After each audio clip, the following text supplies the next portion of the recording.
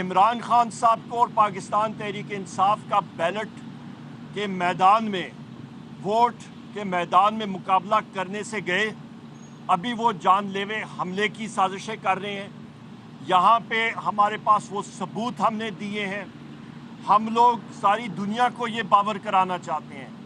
پاکستان کے security forces کو ہم نے پہلی بھی اپلیکیشنز دی ہیں، انٹیریئر منسٹری کو ہم نے اپلیکیشنز دی ہیں کہ چیئرمین پاکستان تحریک انصاف عمران خان صاحب کے خلاف جان کا خطرہ ہے، ان کو وہ سیکیورٹی مہیا کی جائے، اور بار بار ہم لوگ یہ بات کر رہے ہیں۔ ابھی تک تو یہ موجودہ امپورٹڈ حکومت سیریسلی سنجیدگی سے لے نہیں رہی تھی۔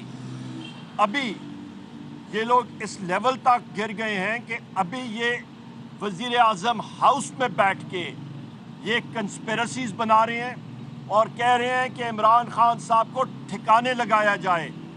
آپ پریس کے میڈیا کے بہن بھائیوں کی توسط سے ہم لوگ پاکستان کو اور دنیا کے ہر ایک ہیومن رائٹس ایجنسیز کو اور لوگوں کو یہ باور کرانا چاہتے ہیں کہ ایسی کنسپیرسیز کے لیے ہم لوگ پاکستان تحریک انصاف کے ورکر اور ہر محب وطن پاکستانی سیسا پلائی دیوار کی طرح ہم لوگ کھڑے ہیں۔ ہم لوگ اپنی جان دینے کے لیے کھڑے ہیں عمران خان صاحب کے دفاع کے لیے۔